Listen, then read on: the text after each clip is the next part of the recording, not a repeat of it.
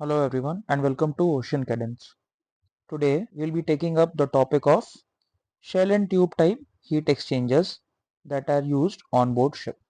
First of all, like any heat exchanger medium, the shell and tube type heat exchanger also has two fluids involved. One is the temperature higher fluid and one is the temperature lower fluid. That is one medium which is desiring to lose heat and one medium that is desiring to absorb the heat from the other medium. So now, as the basic of the heat exchanger suggests, that in order to carry out this heat transfer between these two medium without actual intermixing, we have to provide a surface medium where the heat loss can occur. That is, the heat transfer can take place. So now, in shell and tube type heat exchanger, let us locate the basic parts first. As you can see in the diagram, the main principal part is the shell itself. The second principal part are the tubes that are located inside the shell. The third principal part is the water boxes that are provided at each ends of the shell and tube type heat exchanger, or the fluid boxes as they are regarded. Other principal parts will include the fixed plate on one end and the expansion plate on the other end, and also importantly the baffles. The end cover itself is sometimes also regarded as the water box in some design, or it can also be regarded separately as an end cover. Now let us understand how the working of a shell and tube type heat exchanger takes place. As told earlier, the medium which has to lose heat will be introduced into the heat exchanger. So here we see that the first medium is the seawater and the other medium is the oil. So let us consider this being an oil cooler. Now in the oil cooler we have outlined an oil outlet and an oil inlet. So this fluid occupies the space around the tube. On the contrary, the water is directed through the tube and allowed to flow through the tube. It can be another situation where the medium which is supposed to lose heat can be directed through the tubes, and the medium which is supposed to absorb the heat can be directed outside the tubes. It entirely depends upon the heat transfer capacity of the heat exchanger, the design material of the tube, and the nature of the fluid under question. So now, as the fluid moves in between the contacting surfaces, that is the tube, the periphery of the tube along its entire length is where the heat transfer occurs. That is, the fluid inside the tube is never in contact with the fluid outside the tube and is yet losing heat or gaining heat from the fluid outside the tubes. This occurs as a virtue of the conduction convection principle that is commonly applied in the heat transfer logic. Now, as you can see, a thermometer has to be fixed in the inlet and the outlet line of both the liquids in order to understand the efficiency of the heat exchanger. By doing so, we gauge the temperature differential of the heat exchanger for both the fluid and thereby know the internal condition without actual inspection. This temperature difference is compared with the one that is mentioned in the manual or the designer's outline, and hence a reference point is given. For heat transfer to take place, it is very important that the medium which is moving outside the tube is always in a turbulent flow pattern. But once the medium has entered the shell, we do not have any control in directing its flow unless we put a surface that allows us to induce zigzag flow pattern within the shell. That is where the baffles come in play. In the diagram itself, it is clear that baffles support the tubes inside the shell and tube heat exchanger. But this is not the only use where they are utilized. In addition to the strength and support that they provide to the heat exchangers, what they also do is that by diverting the fluid flow outside the tubes in a random manner, they induce turbulence, and by doing so what happens is that the fluid outside is always in an agitated state, and therefore due to turbulent flow pattern the temperature differential is maintained in such a way that always the fluid flow is readily available to absorb heat from the fluid which is flowing inside the tubes.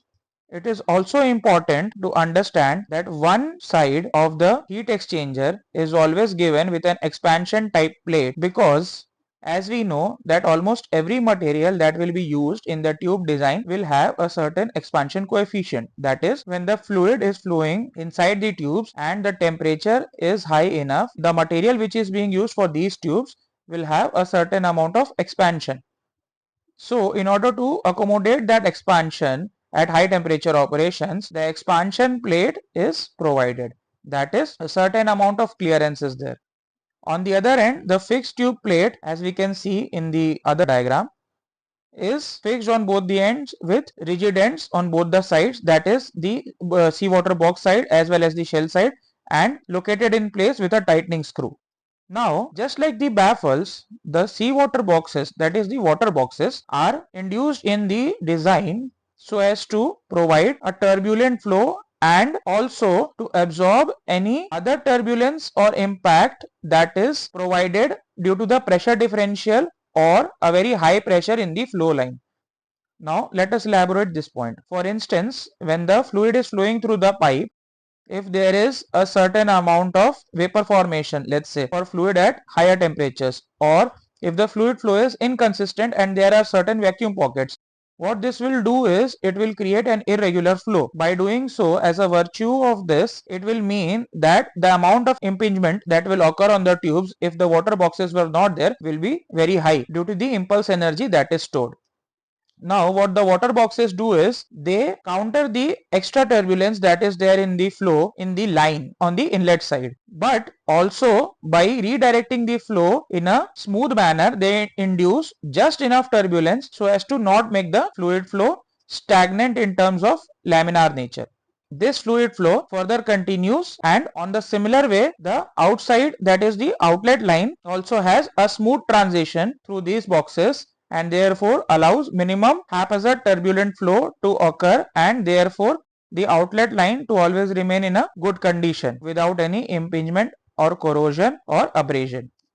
It is also important to understand that because the expansion side has a nature where it is continuously accommodating for the lateral expansion of the tubes, so the end will be provided with flexible O-rings. Now these O-rings are the ones that seal the plate from the shell as well as the tightening cover. So the gap that is induced between this place is often regarded as the telltale. In case if the O-ring is damaged or is moved from its lateral position, there will be a certain amount of leak that will occur, and that will be evident on the outside of the shell itself. One of the major advantages of the shell and tube type heat exchanger is that it requires a certain amount of less space in comparison to plate type heat exchangers when we are talking of the vertical height. Even though the linear space occupied is more, the vertical height will be lesser. So these can be fit in places where there is a certain amount of vertical congestion. Also, because of the water box and the end cover design, what happens is that it is easy to open up and easy to isolate. So cleaning is a much more routine job on shell and tube type heat exchangers and can be carried out more conveniently without actually being too much worried of the condition of the gaskets or the O-rings as what was the condition in the plate type heat exchanger. That is, during cleaning, the amount of chances of inducing damage into the heat exchanger or the gasket side is very less as compared to the plate type heat exchanger. One important point that is often overlooked is the anode replacement during the maintenance. As we know that most of the times these coolers will be used with the purpose of seawater flow. So that will mean that galvanic areas would be set up inside the heat exchangers if preferential corroding is allowed to occur. So in order to negate the galvanic corrosion, the anodes are the sacrificial pieces that are being set up. Often zinc anodes are used in these heat exchangers and are replaced upon the overhaul intervals. Shell and tube type heat exchangers are very commonly evident in the main lube oil coolers that are being used on board and are generally quite large in size and need a lot of significant amount of manpower in order to be safely overhauled or pressure tested. They are also seen in the use of atmospheric condensers, that is on the condensation line of the boiler side, that is the steam lines. I hope the video gives you a clear picture of the shell and tube type heat exchangers and how they work. A very important point to remember before we close is that these tubes that are inside the shell and tube type heat exchanger are made up of titanium, stainless steel or brass. If any other doubts of similar nature regarding the topic arise in your mind, please feel free to drop into the comment section and let us know, and we'll be happy to answer them. Also, do like the video and subscribe the channel if you find the content helpful, and encourage us for creating such content in the future. Thank you.